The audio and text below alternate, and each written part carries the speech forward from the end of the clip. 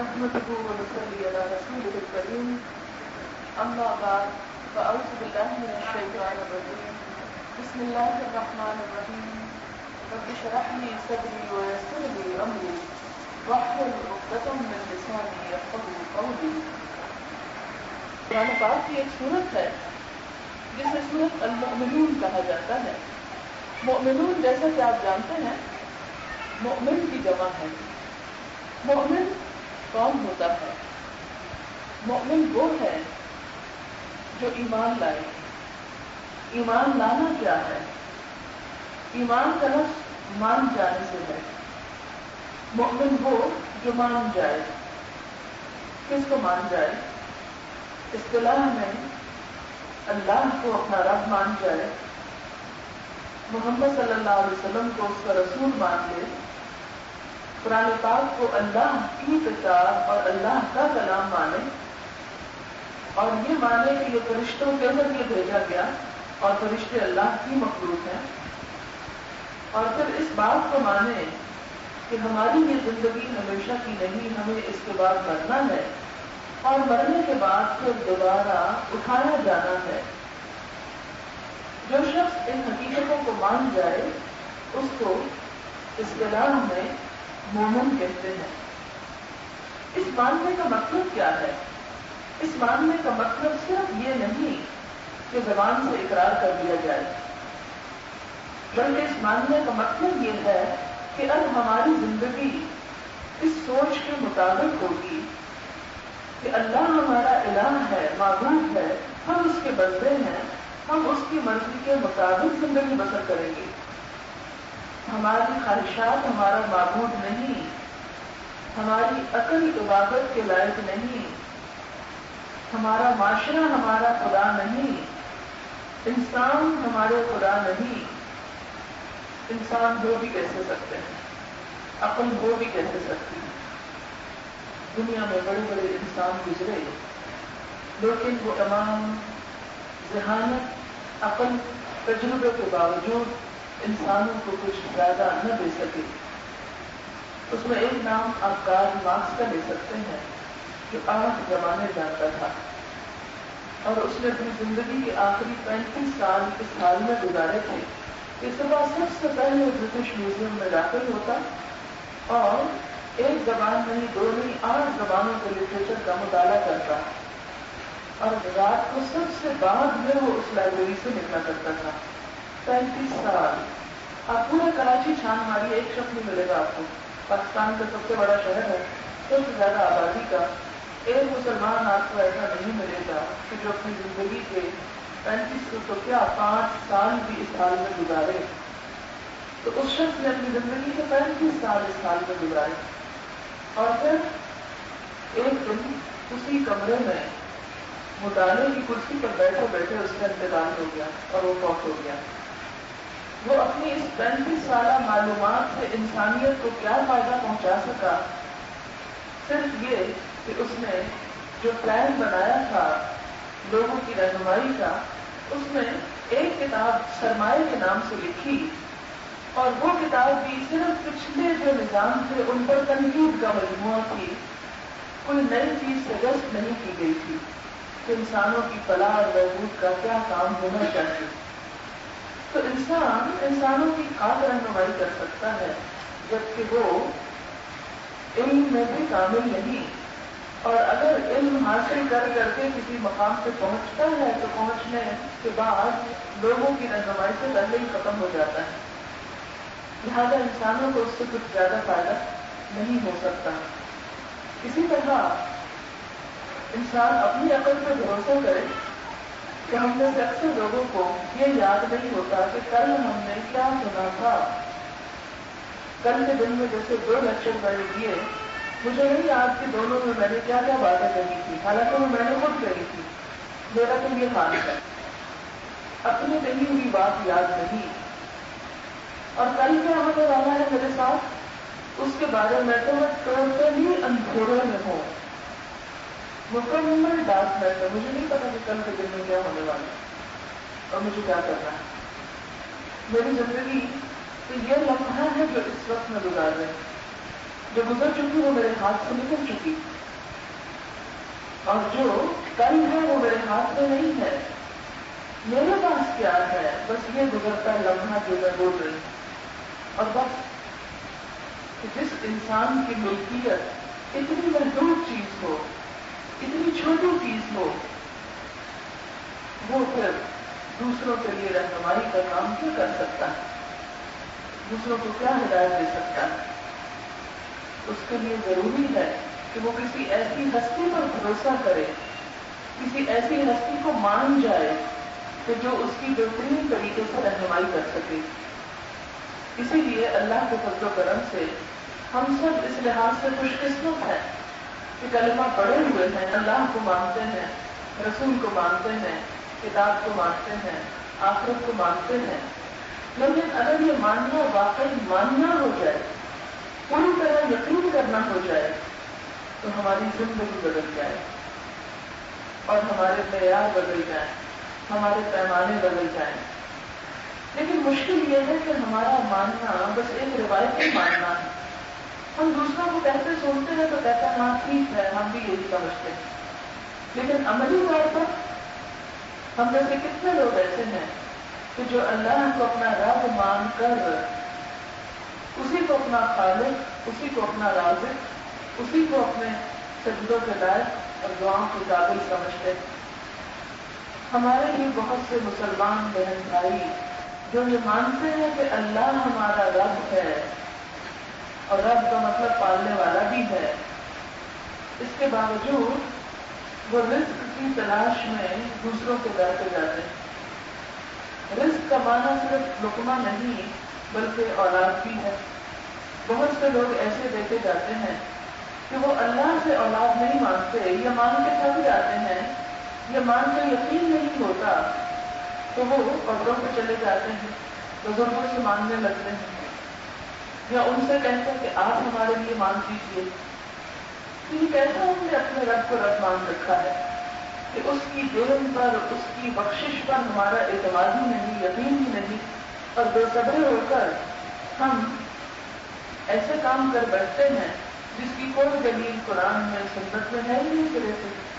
نبی صلی اللہ علیہ وسلم نے اولاد مانگنے کا کوئی ایسا طریقہ ہمیں نہیں بتایا کہ اگر تمہارے پاس اولاد نہ ہو تو جاؤ کسی قبر پر اور قبر والے سے کہو کہ وہ تمہیں مانگ دے. اگر کہا جائے کہ یہ طریقہ درست نہیں، کہتے ہیں ہم ان سے نہیں مانگ رہے، ہم تو ان سے کہہ رہے ہیں کہ وہ ہمارے لیے مانگے. تو اس بات کی کوئی دلیل قرآن میں نہیں، سنت میں نہیں کہ ہم قبر والے کسی سے جا کے کہیں کہ وہ ہمارے لیے مانگے. اس بات کی دلیل تو موجود ہے کہ ہم کسی نیک انسان سے کہیں کہ آپ ہمارے لیے دعا کریں. اور ویسے بھی ہر مسلمان کو دوسرے مسلمان کے لیے دعا کرنی چاہیے، کیونکہ جب ایک مسلمان دوسرے مسلمان کے لیے دعا کرتا ہے تو اللہ تعالیٰ مانگنے والے کے لیے فرشتہ مقرر کر دیتا ہے جو آمین کہتا ہے اور ساتھ مانگنے والے کے لیے دعا کرتا ہے کہ اللہ تمہیں بھی اس سے بہتر دے. تو اس لیے ہر مسلمان کو دوسرے مسلمان کے لیے دعا کرنی چاہیے، ہاں کوئی کیسا ہی کیوں نہ ہو. اور ویسے بھی جب ہم نماز پڑھتے ہیں تو سب مسلمانوں کے لیے خود بخود دعا ہو جاتی ہے، ربنا اغفر لی ولوالدی وللمؤمنین یوم یقوم الحساب. اللہ مجھے بخش دے، میرے والدین کو بخش دے اور سارے مومنوں کو بخش دے جب حساب کتاب کا دن ہو. تو اس طرح ہم ان کے لیے بھی دعائیں مانگتے ہیں. بہرحال اللہ کو رب ماننے کا مطلب یہ ہے کہ ہر چیز پر، ہر کام میں اس کی ذات پر مکمل بھروسہ، مکمل یقین ہو، اتنا یقین کہ اس میں کسی دوسرے کو شریک نہ کیا جائے. ایک شخص حضور صلی اللہ علیہ وسلم کے پاس آیا اور کہنے لگا کہ یا رسول اللہ صلی اللہ علیہ وسلم، جو آپ چاہیں اور جو آپ کا رب چاہے. آپ اس سے ناراض ہوئے اور فرمایا اجعلتنی للہ ندا، کیا تم نے مجھے اللہ کا شریک بنا لیا؟ بس یوں کہو کہ جو اللہ چاہے، کیونکہ قرآن پاک میں آتا ہے وما تشاءون الا ان یشاء اللہ، تمہارے چاہنے سے کچھ نہیں ہوتا جب تک کہ اللہ نہ چاہے. اللہ کے چاہنے سے بھی سارے معاملات ہوا کرتے ہیں. اس لیے ہم ایمان لانے کے باوجود، جیسے کہ قرآن پاک میں اللہ تعالیٰ فرماتے ہیں کہ بہت سے لوگ رب پر ایمان لانے کے باوجود اس کے ساتھ شرک کر رہے ہوتے ہیں، اس کو بھی مانتے ہیں اور اس کے ساتھ دوسری ہستیوں کو بھی ایسا رتبہ اور ایسا مقام دیتے ہیں جو دراصل اللہ کا مقام ہے یا اللہ تعالیٰ کو دینا چاہیے۔ پھر آپ دیکھیں گے محمد رسول اللہ صلی اللہ علیہ وسلم کو اللہ کا رسول ماننے کا مطلب کیا ہے کہ جو کچھ آپ ہمارے لیے لائے ہیں اسے ہم قبول کر لیں، جو تعلیمات آپ نے ہم کو دی ان تعلیمات کو ہم سب سے اعلیٰ اور ارفع مقام دیں۔ میں ہمیشہ یہ کہتی ہوں ہم حضور صلی اللہ علیہ وسلم سے محبت کے بہت دعوے کرتے ہیں، لیکن دوسری طرف آپ ہی کی بات نہیں مانتے۔ مثلاً ایک شخص نے ایسا ہی کیا جیسے ہم کرتے ہیں کہ دائیں ہاتھ سے کھانے کی بجائے بائیں ہاتھ سے کھا رہا تھا، تو آپ نے اس سے کہا کہ دائیں ہاتھ سے کھاؤ۔ کہنے لگا یا رسول اللہ صلی اللہ علیہ وسلم میں نہیں کھا سکتا، مجھے عادت ہے بائیں سے کھانے۔ آپ صلی اللہ علیہ وسلم سخت غضبناک ہوئے اور فرمایا خدا کرے تم کبھی نہ کھا سکو۔ اور اس بدعا کا نتیجہ ہے کہ اس شخص کا مرتے دم تک دایاں ہاتھ منہ تک نہ جا سکا، پھر اس کے بعد کوشش کے باوجود بھی وہ نہ کر سکا۔ ہمیں بھی سوچنا چاہیے کہ زندگی کی کتنی بھی باتیں ایسی ہیں کہ جس میں ہمیں پتا ہے کہ اللہ کے رسول صلی اللہ علیہ وسلم کو کیا پسند ہے، ہم اس کو ایک طرف بند کر کے کتاب رکھ کے اپنی مرضی اپنی پسند کرتے ہیں، اور پھر کیا کہتے ہیں آج کے دور میں یہ ہو ہی نہیں سکتا، یہ پاسبل ہی نہیں ہے۔ جب ہو ہی نہیں سکتا تو پھر ظاہر ہے کہ اللہ کے رسول صلی اللہ علیہ وسلم نے نعوذ باللہ ایسے دین بتایا، ایسی چیزیں بتائی کہ جو ہمارے لیے ممکن نہیں ہے۔ انہوں نے ہم پر ظلم اٹھایا، تو ایسی بات تو نہیں کہ آپ نے ظلم کیا۔ اللہ تعالیٰ قرآن پاک میں فرماتے ہیں لا یکلف اللہ نفسا الا وسعها، اللہ نے کسی جان کو اس کی وسعت سے بڑھ کے تکلیف میں نہیں ڈالا، 97.5 نہیں مانگا۔ اگر 22% ہوتا، 97% ہم سے مانگا جاتا تو پھر ہم کہتے یا اللہ ہم کو کیا کھائیں اور بچوں کو کیا کھلائیں، سارا تو آپ ہی نے لے لیا۔ یہ ہوتا ہمارے اوپر ایک بوجھ، لیکن اس نے وہ بوجھ ہم پہ نہیں ڈالا، وہ سارا ہم کو دیا، صرف 2.5% ہم سے دیا، اور وہ بھی اپنے لیے نہیں لیا، اپنے بندوں کے لیے لیا کہ میرے نام پر میرے ہی بندوں کو دو۔ اور یہ بھی سوچو کہ اگر تم ان کی جگہ ہوتے دینے کی بجائے دینے والے تو تمہارا کیا حال ہوتا۔ بہرحال اللہ کے رسول صلی اللہ علیہ وسلم کو ماننے کا مقصد کیا ہے کہ آپ کی سنت، آپ کی تعلیمات، آپ کی باتوں کو مانا جائے۔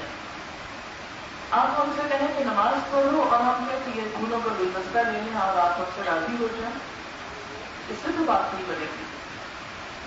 جو آپ کا حکم ہے، جو آپ کی اطاعت ہے وہ اطاعت ہے، وہ کرنا ہوگی، وہ کیے بغیر گزارا نہیں۔ پھر اگر ہم کتاب کو مانتے ہیں تو کیا مقصد ہے اس کو ماننے کا کہ جو کچھ اس میں لکھا ہے اس کو مانیں۔ اگر ہم یہ کہتے ہیں ہم اس کتاب کو مانتے ہیں سچی کتاب ہے، اس طرح ماننے کا کیا فائدہ اگر آپ اس کی ایک بات بھی نہیں سمجھتے اور ایک بات پر بھی عمل نہیں کرتے۔ اس لیے اس کو ماننے کا مطلب یہ ہے کہ ہم اپنی عملی زندگی میں اس کتاب کو رائج کریں، نافذ کریں، انفرادی زندگی میں بھی اور اجتماعی زندگی میں بھی۔ آخرت کو ماننے کا مطلب کیا ہے کہ اس کو اپنا گھر سمجھے، دنیا کو گھر نہ سمجھے۔ دنیا کام کی جگہ ہے، امتحان کی جگہ ہے، دیکھا جا رہا ہے کہ ہم کر کیا رہے ہیں، اور یہاں سے جانے کے بعد وہاں پر کیا کچھ مانگا جائے گا، وہ تیاری کا وقت ہے۔ یہ بالکل ایسے ہی کہ جیسے آپ کچن میں کھانا بنا رہے ہوتے ہیں اور پھر ڈائننگ ہال میں بیٹھ کے کھا رہے ہوتے ہیں، تو ان دونوں کے درمیان ایک دیوار حائل ہوگی، ایک کا نام کچن ہے اور ایک کا نام کھانے کا کمرہ ہے۔ آپ کھانے کے کمرے میں پکا نہیں سکتے، اکوپمنٹ نہیں پکانے کا وہاں، اور کچن میں کھا نہیں سکتے کہ بیٹھ کے کھانے کی جگہ نہیں ہے یہاں۔ بالکل اسی طرح دنیا ہمارا کچن ہے جس میں سارا وقت ہم کو پکانا ہے۔ گرمی بھی برداشت کرتے ہیں تو پکاتے ہیں، تھکتے بھی ہیں تو پکاتے ہیں، بھاپ پڑتی ہے، مرچیں لگتی ہیں، آنکھوں میں دھواں پڑتا ہے، پتہ نہیں کیا کچھ ہوتا ہے، لیکن ضرورت ہے نا پکانا، اس لیے کچن میں سارا وقت پکاتے ہی رہتے ہیں۔ اور اس کے بعد کھانے کی جگہ کہاں ہے؟ ڈائننگ ہال ہے. بالکل اسی طرح آخرت ہماری کھانے کی جگہ ہے، آرام کی جگہ ہے. وہاں کسی کو پکانے کی ضرورت نہیں، پکانا سب کچھ یہی ہے. اور جو کچن میں وقت نہ گزارے وہ ڈائننگ ہال سے بھوکا آ سکتا ہے، اس کو وہاں کھانے کے لیے کچھ نہیں مل سکتا. تو اسی طرح ہم سب کے لیے اس دنیا میں کام کا وقت اور کام کی جگہ رکھی گئی کہ یہاں ہمیں تکلیف بھی ہو، گرمی بھی لگے، دھوپ بھی ہو، ناگواری بھی ہو، تھک بھی جائیں تو بھی کام نہ چھوڑیں. آپ دیکھیں کہ جب آپ کچن میں کام کرتے ہیں تو آپ وقت سے پہلے چولہا بند کر دیں تو کیا ہوگا؟ چاول کچے رہ جائیں گے اور کچے چاول کھانے سے آپ کے پیٹ میں درد ہو سکتی. اور اگر وقت پہ بند نہیں کرتے ہیں، بعد میں کرتے ہیں آدھا گھنٹہ، تو وہی چاول جل جائیں گے. لہٰذا یہ آپ نہیں کر سکتے چولہے کو جلا کے اور خود آپ آ کے سو جائیں. دونوں صورتوں میں آپ کا کھانا کھانے کے قابل نہیں ہوگا. بالکل اسی طرح ہم یہ نہیں کر سکتے کہ آخرت کے لیے ادھورے ادھورے کام کر لیں، کچھ مرضی کے کر لیں کچھ چھوڑ دیں. ہم یہ بھی نہیں کر سکتے کہ ہم اس میں انتہا پسندی اختیار کریں، غلوف کریں. دونوں صورتوں میں نقصان ہو سکتا ہے. تو جو ہمارا ٹائم ہمیں اس دنیا میں دیا گیا ہے، اس کی دھوپ چھاؤں میں زندگی بسر کرنے کا، اس وقت کو ہمیں اچھے اچھے کاموں میں اور معتدل انداز سے ان سارے کاموں کو نبھانے میں اپنے وقت کو لگانا ہے تاکہ کل ہم آخرت میں بہترین زندگی حاصل کر سکیں. اب آپ دیکھیں کہ اس بہترین زندگی کو حاصل کرنے کے لیے کچھ ضروری شرائط ہیں جنہیں ہماری زندگی میں ہونا چاہیے. اور وہ کیا ہے؟ یہ میں چند ایک پڑھوں گی اور اس کے بعد ان کی تھوڑی سی وضاحت. مومنون کی 11 آیات ہیں. اس میں اللہ تعالیٰ اللہ، رسول، فرشتوں، کتاب، آخرت کو مان جانے والوں کو کچھ کرنے کے کام بتا رہے ہیں، کچھ ٹپس دے رہے ہیں کہ آخرت میں کامیابی کے لیے یہ چیزیں ساتھ لے کر آنا. پہلی بات، قد افلح المؤمنون، یقیناً فلاح پا گئے وہ مومن. فلاح عربی زبان میں فلاح کہتے ہیں مکمل کامیابی کو، جزوی کامیابی نہیں، دنیا اور آخرت دونوں کی کامیابی کو. یعنی فلاح عربی میں صرف آخرت کی کامیابی کے لیے استعمال نہیں ہوتا. دنیا میں آپ دیکھیں ہمیں بہت سے مرحلے پیش آتے ہیں، بہت سے امتحان ہوتے ہیں اور اس میں ہمیں کسی کا کامیاب ہو جاتے، کسی کا ناکام ہو جاتے ہیں. کچھ کام ہم کر لیتے ہیں، کچھ کام ہمیں کرنے نہیں آتے. لیکن اس بات کے ساتھ ایک انسان دنیا اور آخرت دونوں میں کامیاب ہوتا ہے. کیا ہے وہ؟ الذین هم فی صلاتہم خاشعون. پہلی صفت وہ جو اپنی نمازوں میں خشوع اختیار کرتے ہیں. خشوع کا مطلب کیا ہے؟ نمازوں میں خشوع. یاد رکھو یہاں پر صرف یہ نہیں کہا گیا کہ وہ جو نماز پڑھتے ہیں، صرف نماز کا پڑھ لینا کافی نہیں، وہ جو اپنی نمازوں میں خشوع کرتے ہیں. خشوع کیا ہے؟ خشوع کا مطلب ہوتا ہے دب جانا، نرم پڑ جانا، ڈھیلا ہو جانا. خشوع کا تعلق انسان کے دل سے بھی ہے اور ظاہر سے بھی ہے. نمازوں میں ڈھیلے پڑ جاتے ہیں، دب جاتے ہیں، جھک جاتے ہیں، یعنی ان کے دل بھی جھکے ہوئے ہوتے ہیں اور ان کے جسم میں بھی عاجزی ہوتی ہے. خشوع دل کا بھی ہوتا ہے اور جسم کا بھی ہوتا ہے. خشوع کے لیے سب سے پہلی بات یہ ہے کہ یہ یاد رکھیں کہ یہ صرف ایک عمل نہیں ہے. بہت سے لوگ پوچھتے ہیں مجھ سے کہ کوئی نسخہ بتائیں، کوئی تدبیر بتائیں کہ ہماری نمازیں اچھی ہو جائیں. ہماری نمازیں اچھی نہیں ہوتی، ہمارے نمازوں میں دل نہیں لگتا، بس ہم مارے بندے نماز پڑھ لیتے ہیں. اکثریت کا حال ہے یہ. تو بات یہ ہے کہ ایسا کیوں ہے؟ نماز بھی پڑھنے اور پھر دل بھی نہ لگے. وضو کر کے آئے ہیں، مصلی پہ کھڑے ہیں، اللہ سے ملاقات کر رہے ہیں اور دل کہیں اور ہی منہمک ہے. ایسا کیوں ہوتا؟ اس لیے کہ یہ خشوع و خضوع جو نماز کے اندر پیدا کرتا ہے، یہ صرف نماز کے ذریعے حاصل نہیں ہو سکتا. اس کے لیے اگلی ساری صفات کا ہونا ضروری ہے. اور وہ کیا صفات ہے وہ میں پڑھ دیتی ہوں. جب تک یہ اگلی صفات نہیں آئیں گی نماز میں خشوع و خضوع ہو ہی نہیں سکتا. بھول جائے کہ کوئی شخص یہ کہے کہ میں نماز میں خشوع کروں اور باقی چیزیں میری نہ بھی ہو تو خیر ہے. سب سے پہلی صفت نماز کا خشوع منحصر ہے اگلی صفات پر، اور وہ کیا ہے؟ وَالَّذِينَ هُمْ عَنِ اللَّغْوِ مُعْرِضُونَ، وہ جو لغو سے منہ موڑ کے رکھتے ہیں، لغو چیزوں سے پرہیز کرتے ہیں. لغو کہتے ہیں بےہودہ، بیکار، بے معنی، بے مقصد، لایانی چیزیں. تو جب تک ہم لایانی بےہودہ چیزوں سے نہیں بچیں گے نماز میں خشوع و خضوع ہو ہی نہیں سکتا. جہاں مرضی جا کے پڑھ لیں، خانہ کعبہ کے اندر ہی کیوں نہ پڑھ لیں، جب تک لفظ سے پرہیز نہیں ہوگا نماز میں خشوع نہیں آئے گا. اگلی صفت کیا بتائی گی؟ والذین هم للزکاۃ فاعلون، جو زکات کے طریقے پر عمل کرنے والے ہیں، یعنی نفس کا تزکیہ کرنے والے ہیں، اپنی سوچ، اپنے خیال، اپنی زبان، اپنے عمل، اپنے قول، اپنی روزمرہ کی زندگی، اپنے مال، ہر چیز کو پاک کرنے والے ہیں. تو جب تک یہ سب چیزیں پاک نہ ہوگی، سوچیں پاک نہ ہوگی، باتیں پاک نہ ہوگی، عمل پاک نہ ہوں گے، معنی میں پاکیزگی نہیں ہوگی، لقمہ حرام سے پرہیز نہیں ہوگا، نماز میں خشوع نہیں آ سکتا. کیونکہ ان سب چیزوں کی گندگی دلوں کو سخت کرتی ہے، اور دلوں کا سخت ہونا خشوع کے خلاف ہے. خشوع کا مطلب ہے ڈھیلا پڑ جانا، نرم ہو جانا، دب جانا. تو جب دل میں سختی ہوگی تو دبیں گے کیسے؟ اللہ کے آگے جھکیں گے کیسے؟ اور پھر والذین هم لفروجہم حافظون، وہ جو اپنی شرمگاہوں کی حفاظت کرتے ہیں، یعنی اپنے آپ کو عریانی اور فحاشی سے بھی بچاتے ہیں، اور نمبر 2 زنا سے بھی پرہیز کرتے ہیں. اگر کسی کی نگاہوں میں زنا، کوئی کام زنا کی باتیں سن رہے ہیں، کسی کے دل میں زنا کے خیالات ہیں، اور جو اپنے جسم کے سطر کا لحاظ نہیں رکھتا، اس کو نہیں چھپاتا، تو ہو ہی نہیں سکتا کہ نماز میں خشوع آئے. کیسے آ سکتا؟ ممکن ہی نہیں. إِلَّا عَلَىٰ أَزْوَاجِهِمْ أَوْ مَا مَلَكَتْ أَيْمَانُهُمْ فَإِنَّهُمْ غَيْرُ مَلُومِينَ. 2 چیزیں بتائی گئی کہ ہاں اپنی بیویوں کے ساتھ وہ اپنے جذبات کی تسکین کر سکتے ہیں. اور دوسرا لونڈیاں بتایا گیا جو کہ آج کل نہیں، وہ تو جہاد کے نتیجے میں ہوتی ہیں. جب جہاد ہی نہیں رہا تو لونڈیاں کہاں سے آئیں گی؟ اس لیے اس بحث میں پڑھنا اس وقت بیکار ہے.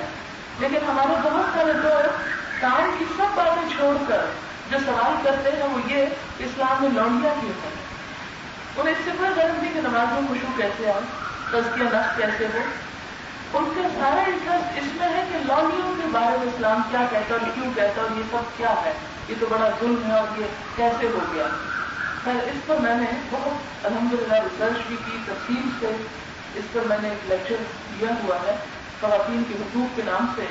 خواتین سے ریلیٹڈ جتنے بھی ایشوز ہیں وہ 4-5 کیسٹس ہیں، ان میں سب یہ باتیں میں نے کی ہوئی ہیں. جس کو شوق ہو اس کا جواب پانے کا وہ سن لے، کیونکہ اس ایک مجلس میں تو میں ہر موضوع کا احاطہ نہیں کر سکتی. تو جن کے لیے جذبات کی تسکین ان کی ویڈیو میں رکھی گئی. اور جو شخص بھی فمن ابتغى وراء ذلك، اس کے علاوہ کچھ اور چاہے، حلال طریقے کے علاوہ کوئی اور طریقہ اختیار کرے لذت حاصل کرنے کا، خواہ وہ خود اپنے جسم سے جسے ماسٹربیشن کہتے ہیں، خواہ وہ عمل قوم لوط سے ہومو سیکشل ہو، خواہ وہ لیسبین ہو. آپ کو معلوم ہوگا کہ یہ اصطلاحات اب ہمارے ملک میں بھی انوکھی نہیں رہی، یہ چیزیں بہت کامن ہو گئی ہیں. بہت افسوس کے ساتھ کہنا پڑتا ہے کہ مغرب سے یہ گن بھی ہم درآمد کرتے چلے آ رہے ہیں، اور یہ چیزیں کہ اب کوئی برائی نظر نہیں آتی. یا وہ مصنوعی آلات ہو یا اورل سیکس ہو، کچھ بھی. مجھے معلوم ہے کچھ بچیاں بھی ہیں اور مجھے یہ باتیں بہت کھلی نہیں کرنی چاہیے، لیکن ہم بہت ساری دین کی ایسی چیزیں کہ جو زندگی کی حقیقت ہے اور جن میں پڑھ کر آپ حرام کا ارتکاب کرتے ہیں، اس کے بارے میں علم نہ ہونے کی وجہ سے وہ حرام کرتے چلے جاتے ہیں. پہلے دور میں شاید کچھ معصومیت تھی، یہ اتنے وحشیانہ اور جانوروں والے حرکات جو تھے وہ مسلمان معاشرے سے کم از کم اجنبی تھے. لیکن اب حیرت ہوتی ہے جب نوجوان بچیاں آ کر ایسے مسائل پوچھتی ہیں شادی کے بعد، سب ندامت سے چھپ جاتا ہے کہ ہم کس طرف چل پڑے.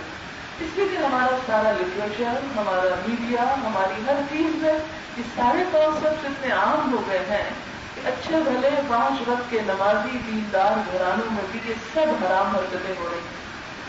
اس لیے ضروری سمجھتی ہوں کہ میں کم از کم پہنچا کے دوں۔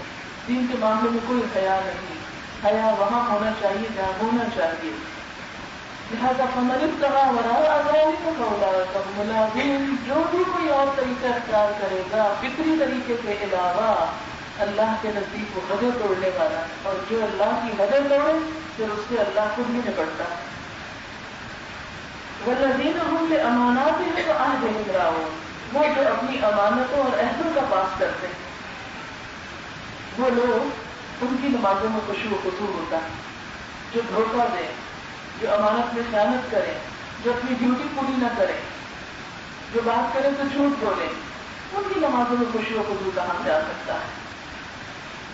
والذین هم علی صلاتهم یحافظون، وہ جو اپنی نمازوں کی حفاظت کرنے والے ہیں، اپنی نمازوں کی حفاظت کرتے ہیں۔ حفاظت میں کیا ہے؟ جسمانی پاکیزگی بھی، لباس کی پاکیزگی بھی، اور قبلہ کا رخ ہونا، اور وہ ساری شرائط کو پورا کرنا کہ جو نماز کی حفاظت کے لیے ضروری ہے، جس سے نماز کو کوئی خلل نہ پہنچے، کوئی نقصان نہ پہنچے۔ جب تک وہ حفاظت نہ ہو تو بھی خشوع نہیں آتا۔ اولئک هم الوارثون، یہی لوگ دراصل وارث ہونے والے ہیں کس کے؟ الذین یرثون الفردوس، جو ورثے میں پائیں گے جنت الفردوس، ہم فیہا خالدون، جس میں وہ ہمیشہ ہمیشہ رہنے والے ہیں۔ تو یہ تو تھا ان 11 آیات کا مختصر خلاصہ، جو کامیابی کے لیے لازمی شرط رکھی گئی۔ قد افلح المؤمنون، یقیناً فلاح پا گئے مومن۔ کون سے مومن؟ جن کے اندر یہ صفات ہوگی، اور اگر یہ صفات نہیں تو ہو سکتا ہے دوسری کوئی کامیابی ہو جائے دنیا کی یا آخرت کی، لیکن وہ جو مکمل کامیابی جو جنت الفردوس کی شکل میں انسان کو ملنے والی ہے، پھر وہاں تک وصول نہ ہو سکے گا۔ اگر فردوس کے باغات چاہیے تو اس کے لیے لازم ہے کہ اپنے اندر ہمیں یہ صفات پیدا کرنی ہوگی۔ ہم کو کیا کیا کرنا ہے اور کس طرح کرنا ہے؟ تو پہلی بات یہ کہ نماز میں خشوع، کہ آپ وضو کر کے جب مصلی پہ قدم رکھیں تو آپ کا دل جھک جائے، ذہن جھک جائے، اللہ کی طرف اس طرح مائل ہو جائے کہ کوئی دوسری بات یاد نہ آئے۔ آپ کو معلوم ہے حضرت علی رضی اللہ تعالیٰ عنہ کے بارے میں آتا ہے کہ ان کے جسم میں ایک تیر یا نیزہ کچھ چبھ گیا، تو اس کو نکالنا تھا اور بہت مشکل کام تھا۔ تو انہوں نے کہا کہ ٹھہرو، میں نماز شروع کر دیتا ہوں، میں نماز پڑھوں گا تو تم میرا یہ تیر نکال لینا اور مجھے پتا نہیں چلے گا۔ یہ افسانہ نہیں، کوئی خیالی کہانی نہیں، یہ ایک حقیقت ہے ہم میں سے کوئی ایک جس کی یہ صفت ہو کہ نماز میں اس کے جسم سے چبھی ہوئی چھری یا تیر یا کوئی ایسی چیز نکال لی جائے اور اس کو پتہ ہی نہ چلے۔ آپ کو پتا ہے نا کہ جب کوئی کٹ لگانے والی چیز اندر چلی جائے تو اس کو نکالنا بڑا تکلیف دہ ہوتا ہے، اس سے بھی بلکہ زیادہ، کیونکہ جب جاتی ہے تو انسان کانشیس نہیں ہوتا، جب نکلتی ہے تو بڑا کانشیس ہوتا ہے۔ لیکن ان کی یہ حالت کیوں تھی؟ اس لیے کہ یہ آگے آنے والی صفات کے مالک تھے وہ، اس لیے وہ مکمل خشوع و خضوع کا نمونہ تھے۔ دور صحابہ میں ایک صحابی کا یہی حال تھا کہ ان کی نمازیں واقعی اللہ سے ملاقات ہوتی۔ آپ کو معلوم ہے نا کہ نماز معراج کے موقع پر دی گئی تھی، آپ کو تحفہ ہے معراج کا، جب آپ صلی اللہ علیہ وسلم کی اللہ تعالیٰ سے ملاقات ہوئی۔ ایسا ہوتا ہے نا کہ جب ہم اپنے ملک سے باہر جائیں، شہر سے باہر جائیں، کسی اور دوسری جگہ پر جائیں تو واپسی پر اپنے رشتے داروں کے لیے تو تحفہ لے کے جاتے ہیں، بچے منتظر ہوتے ہیں۔ حضور صلی اللہ علیہ وسلم جب اللہ تعالیٰ سے ملاقات کے لیے دنیا کے کسی اور شہر یا ملک میں نہیں، ساتویں آسمان پہ گئے تھے، تو وہاں سے بھی تحفہ لے کر آئے تھے۔ اور اگر وہ تحفہ صرف ایسا ہوتا کہ جو کھانے پینے کا ہوتا یا وقتی استعمال کا ہوتا تو کیا ہوتا؟ بس اس دور کے صحابہ کرام کھا لیتے یا لے لیتے اور ہم لوگ محروم رہ جاتے۔ تو اللہ تعالیٰ نے آپ کو ایسا تحفہ دیا جو ہر جنریشن کے لیے تحفہ بنے، اور وہ نماز کا تحفہ۔ اور ہم اتنا ہی بھاگتے ہیں اس سے۔ تم سوچیں کیوں بھاگتے ہیں مجھ سے؟ اس لیے کہ ہمیں اللہ سے ملاقات کا شوق ہی نہیں۔ اللہ تعالیٰ کی ہماری نظروں میں کوئی قدر و قیمت ہی نہیں. تو جس شخص کے دل میں اللہ کی محبت ہو وہ تو اللہ سے ملاقات کے لیے تڑپے گا، وہ تو انتظار میں رہے گا. اسی لیے آپ کو معلوم ہے کہ عرش الہی کے سارے جگہ وہ لوگ ہوں گے کہ جو ایک نماز کے پڑھنے کے بعد دوسری نماز کے انتظار میں ہوں گے، جن کا دل اللہ کی مسجدوں کی طرف اٹکا ہوا ہوگا. لیکن ایک آج ہماری امت ہے کہ مسجدیں خالی پڑی ہیں اور مسجدوں سے بھاگ رہے ہیں. ٹھیک ہے ہم بلیم کرتے ہیں مولوی حضرات کو کہ انہوں نے بڑا مشکل کر دیا دین کو، لیکن ہم ان کی جگہ کیوں نہیں رہتے پر جا کر؟ کیا ہمارا چھٹکارا قیامت کے دن اسی بات پہ ہو جائے گا کہ اللہ تیرے دین کو ان مولویوں نے بڑا خراب کر دیا تو اس لیے ہم تیری مسجد میں نہیں جاتے، تیرے گھر نہیں آتے؟ ہم اللہ کے گھروں کے دروازوں کے آگے سے گزر جاتے ہیں، ان میناروں کو دیکھ کے گزر جاتے ہیں، لیکن اندر جانے کی توفیق نہیں ہوتی. اکثریت کا یہ حال ہو گیا. نماز اللہ سے ملاقات کا ذریعہ. آپ مصلی پہ کھڑے ہو تو محسوس کریں کہ اللہ کے سامنے آ گئے. ہم میں سے کتنے لوگ یہ محسوس کرتے ہیں کہ ہم اللہ کے سامنے آ گئے، اللہ سے بات کرنے لگے. اسی لیے ہر ایک سے بات چھوڑ دی جاتی، کسی سے بات نہیں کرنی. کوئی بچہ بلائے، بڑا بلائے، کوئی بلائے نہیں، اب کوئی بات چیت نہیں، اب ہم اللہ سے بات کر رہے ہیں. کیونکہ آپ دیکھیں کہ جب انسان کو اللہ سے محبت ہوتی ہے نا، چلے ابھی اللہ کی محبت کو شاید ہم اب آپ سمجھ سکیں. کسی انسان جس سے آپ کو محبت ہو، آپ کو کیا دل چاہتا ہے کہ جب آپ اس سے بات کریں کوئی تیسرا نہ بیچ میں ہو، چپ کے آپ اس سے سرگوشیاں کریں، بس آپ اسی سے باتیں کریں اور کوئی نہ ہو وہاں پر. اور اس کی مثال کیا ہے؟ حضرت موسیٰ علیہ السلام.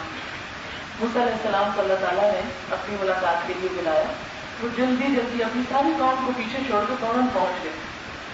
لیکن اکیلے میں جا کے جلدی سے اللہ تعالیٰ سے بات چیت کرنا.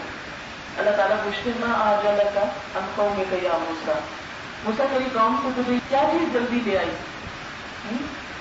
تو موسیٰ علیہ السلام کہتے ہیں کہ اے اللہ نے تیری ملاقات کے لیے بس جلدی آ گیا اور میری قوم پیچھے وہ بھی آ ہی رہی ہے. اور اللہ تعالیٰ نے بس ان سے پوچھا ماں دل کا بھی یمین کا یا موسیٰ، اسے تیرے دائیں ہاتھ میں کیا ہے؟ تو صرف اتنا کہہ دیتے عصا. لمبی سی بات کرتے ہیں جواب میں. اللہ تعالیٰ یہ ہے، میری ذاتی ہے، میں اس سے پتے جھاڑتا ہوں، میں اس سے بہت سے کام لیتا ہوں، اور ولی فیہا معارب اخری. لمبی بات، کیونکہ جس سے محبت ہوتی ہے اس سے لمبی بات ہوتی ہے. آپ دیکھیں آپ کی جس دوست سے زیادہ اٹیچمنٹ ہو، جب آپ فون کرتے ہیں تو رکھنے کا نام نہیں لیتے، بات ختم ہی نہیں ہوتی. اور ایک ہماری نمازیں ہیں کہ پتہ نہیں چلتا کھڑے کس وقت ہوئے اور اتر کب آئے. کیا محبت ہے، کیا شان ہے محبت کی. تو اس رکوع میں نماز پڑھ کے پٹافٹ سر سے اتار کے مارے پٹخائے جلدی سے ہم آ جاتے ہیں کن چیزوں کی طرف جن سے ہمیں واقعی محبت ہے. چاہے نماز کی طرف جانے کو دل نہیں کرتا اور دعوے کر رہے ہیں اللہ کی محبت کی، اور چلے جائے تو منٹ میں اتر آتے ہیں، بڑا بھر سجدے اور رکوع ہوتے ہیں اور کہتے ہیں کہ بڑی محبت ہے ہم کو اللہ، کہتے ہیں کہ کرتے نہیں. رات کو نرم گرم بستر نہیں چھوڑا جاتا ہم سے. کتنے ہیں ہم میں سے جو واقعی اللہ کی محبت کے دعوے بھی کرتے ہیں اور پھر رات کی گھڑیوں میں اللہ کے آگے کھڑے ہوتے ہیں.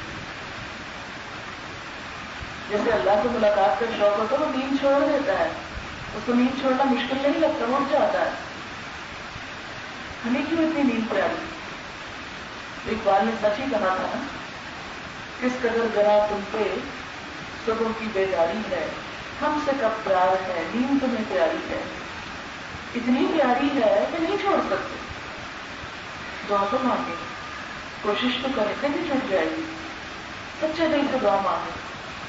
تھوڑا سا اپنے آپ کو سمجھا لیں کہ اٹھنا ہی ہے نا، 1 گھنٹہ بعد اٹھنا، 1 گھنٹہ پہلے اٹھ جاتے اور اٹھ جائیں گے. آپ دیکھنا صحیح، آپ صرف دعا مانگنے کی ضرورت، طلب کی ضرورت ہے، نیت کی ضرورت ہے اور اللہ دیتا ہے سر. اور پھر ہماری مشکل تو یہ کہ وہ اذان سے پہلے اٹھنا تو دور کی بات، بعد میں اٹھنا بھی مصیبت ہے. کتنے گھرانے ہیں ہمارے ایسے جس میں خاص طور پر گرمیوں میں فجر کی نمازیں قضا ہوتی. قبرستان پڑے ہوئے ہمارے گھر صبح ہے کوئی جو یہ کہے کہ اس گرمیوں میں میری ایک فجر کی نماز نہیں گئی، ایک فجر کی نماز بھی نہیں گئی، اور آنکھ ہی نہیں کھلی. بولا آپ نے جہاز پہ جانا ہو کسی اور ملک میں، آپ کی آنکھ کھلتی ہے کہ نہیں؟ سوئی بھی رہا اور جہاز میں بیٹھنے کا شوق ہے یا دوسرا ملک گھومنے کا شوق، کبھی نیند ہی نہیں آئے گی رات پہلے۔ اللہ سے ملاقات کا کیسا شوق ہے کہ ایسا سوتے ہیں گھوڑے بیچ کے آنکھ ہی نہیں کھلتی۔ تو جب نماز کی یہ حالت ہو کہ نماز میں خشوع و خضوع نہ ہو، دل ہی نہ لگے، تو فوراً خطرے کا الارم، ریڈ لائٹ آن ہو گئی، کامیابی مشکل ہو رہی ہے، دلدل سے نکلنا مشکل ہو رہا ہے۔ نماز ایک میٹر ہے، فوراً ریڈنگ کر کے بتا دے گا آپ کو، کسی دوسرے کو نہیں، آپ کو خود کہاں کھڑے ہیں آپ۔ کامیاب ہونے والوں کی صف میں، مکمل کامیابی والوں کی صف میں، یا اس سے باہر، یا سب سے پیچھے۔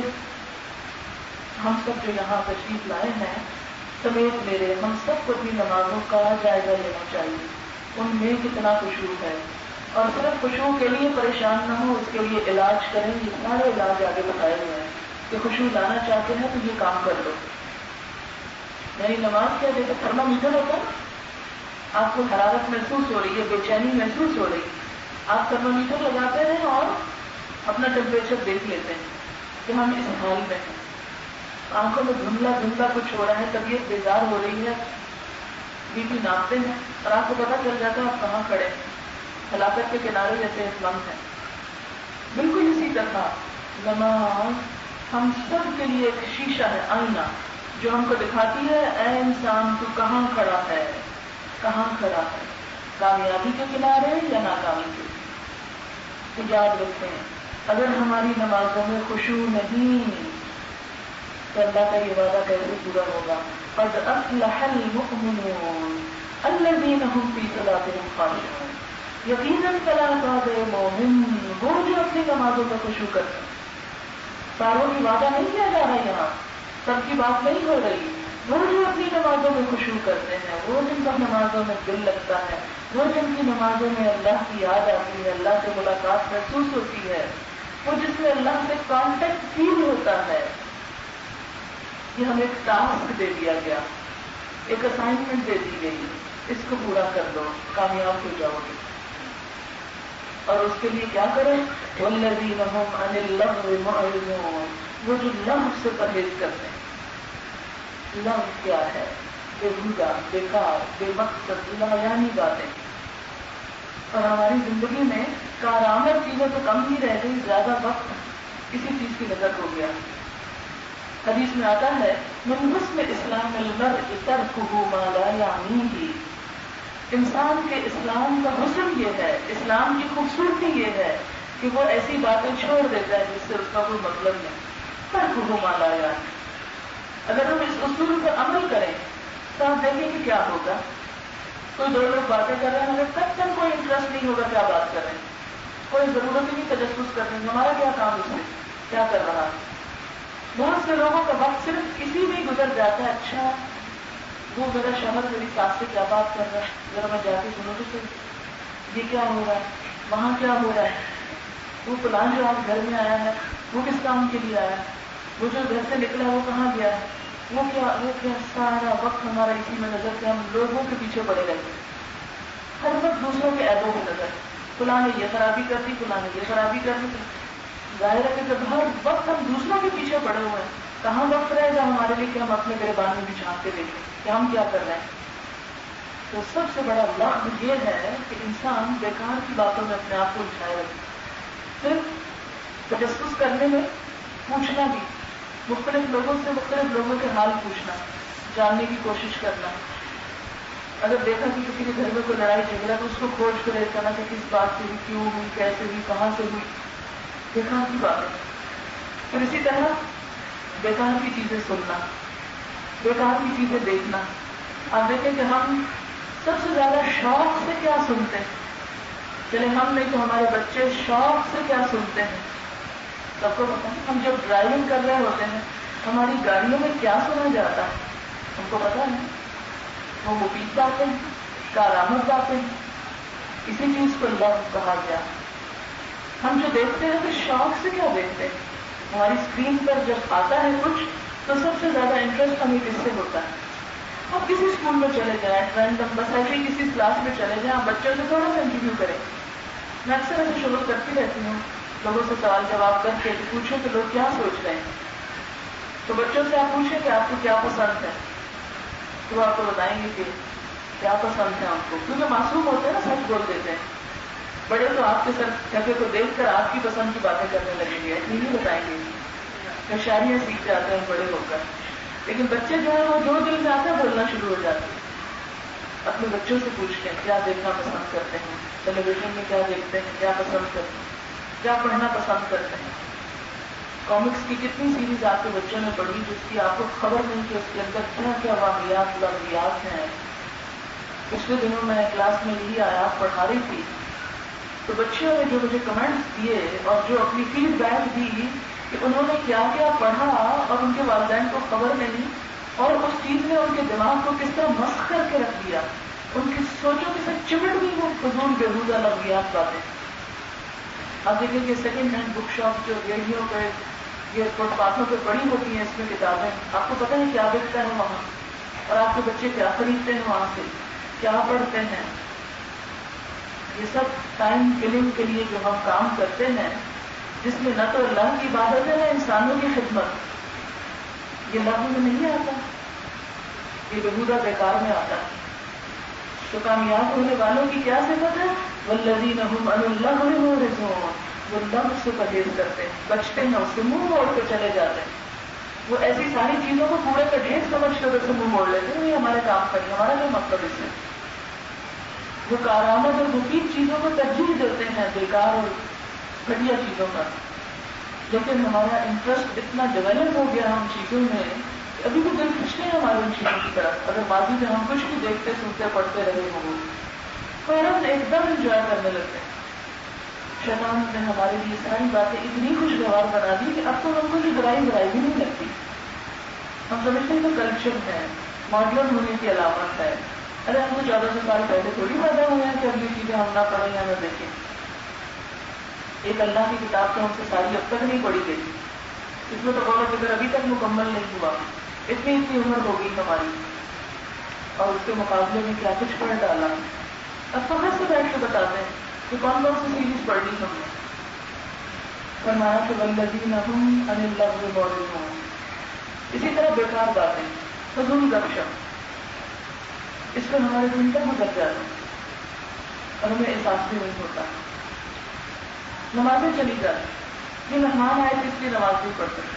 ذرا دیکھیں مہمان باتیں کیا کر رہے ہیں، کچھ بھی نہیں، بس ادھر ادھر کی گپ شپ. تو کامیابی کے لیے، جنت الفردوس کے لیے کیا ضروری ہے؟ لغو سے بچیں. والذین هم للزکاۃ فاعلون. جب لغو سے بچیں گے تو تزکیہ ہو سکے گا.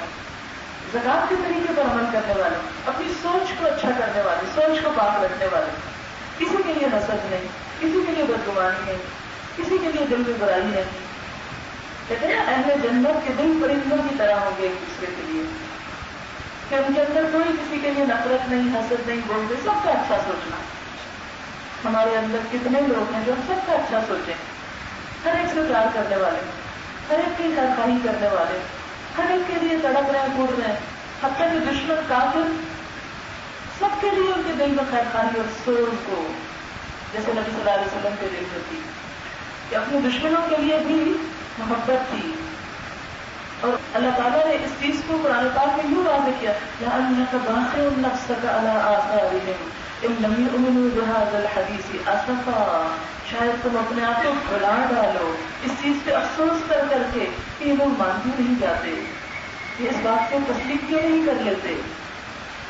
لہذا یہ طرف ہر ایک کے لیے، ہمارے ساتھ کوئی ذرا سا برا کر جائے، ذرا سا ہم کو تکلیف دے جائے، تو اس کے لیے تو ہم بھول کے بھی اچھا نہیں سوچ سکتے. یہی تو کمال ہے، جس نے آپ کے ساتھ اچھا کیا اس کے ساتھ آپ اچھے ہو گئے. آپ کیسے اچھے ہو گئے؟ یہ تو اس کی اچھائی ہے کہ اس نے آپ کے ساتھ اچھا کیا تھا. آپ کی اچھائی تو یہ ہے کہ اس کی برائی پر آپ اچھا بن کے دکھائیں. لہذا سوچ کا تزکیہ کیا ہے؟ ہر ایک کے لیے سنسیئر ہونا، کسی کے لیے دھوکہ، کسی کے لیے برائی نہ سوچنا. اور جب یہ سوچ آئے گی تو بہت کال آپ کا سچا ہو جائے گا. آپ کی زبان پر غیبت کرنے کے قابل ہی نہیں رہے گی. بھلا آپ غیبت کیوں کریں؟ اس لیے کہ آپ کے دل میں ہر ایک کی بھلائی ہے، خیرخواہی ہے. کوئی آپ کے ساتھ برا بھی کر دے تو آپ اس کے لیے تعویل ڈھونڈ لیتے ہیں، تو بیچارے کو سمجھ نہیں آئی ہوگی نا، یا اس کی عمر کا تقاضا ہے، یا اس کے ساتھ یہ مشکل ہے، کوئی بات نہیں، جانے دے، چھوڑو، ذکر ہی نہیں کرنا. اور پھر والذین هم لفروجہم حافظون، وہ جو اپنی شرم گاہوں کی حفاظت کرتے ہیں، یعنی اپنے آپ کو عریانی اور فحاشی سے بھی بچاتے ہیں، اور نمبر 2 زنا سے بھی پرہیز کرتے ہیں. الا علی ازواجہم او ما ملکت ایمانہم فانہم غیر ملومین. اپنی بیویوں کے ساتھ وہ اپنے جذبات کی تسکین کر سکتے ہیں. اور دوسرا لونڈیاں بتایا گیا جو کہ آج کل ہے ہی نہیں. اور جو شخص بھی حلال طریقے کے علاوہ کوئی اور طریقہ اختیار کرے، ومن ابتغى وراء ذلك فاولئك هم العادون، جو بھی کوئی اور طریقہ اختیار کرے گا فطری طریقے کے علاوہ، اللہ کے نزدیک وہ حدیں توڑنے والا ہے، اور جو اللہ کی حدیں توڑے پھر اس سے اللہ خود ہی نپٹتا ہے. والذین هم لأماناتهم وعهدهم راعون، وہ جو اپنی امانتوں اور عہدوں کا پاس کرتے ہیں. والذین هم علی صلاتهم یحافظون، وہ جو اپنی نمازوں کی حفاظت کرنے والے ہیں، اپنی نمازوں کی حفاظت کرتے ہیں. حفاظت میں کیا ہے؟ جسمانی پاکیزگی بھی، لباس کی پاکیزگی بھی، اور قبلہ کا رخ ہونا، اور وہ ساری شرائط کو پورا کرنا کہ جو نماز کی حفاظت کے لیے ضروری ہے، جس سے نماز کو کوئی نقصان نہ پہنچے. اولئک هم الوارثون، یہی لوگ دراصل وارث ہونے والے ہیں. کس کے؟ الذین یرثون الفردوس، جو ورثے میں پائیں گے جنت الفردوس. ہم فیہا خالدون، جس میں وہ ہمیشہ ہمیشہ رہنے والے ہیں. سبحانک اللہم وبحمدک، نشہد ان لا الہ الا انت، نستغفرک ونتوب الیک. والسلام علیکم ورحمۃ اللہ وبرکاتہ.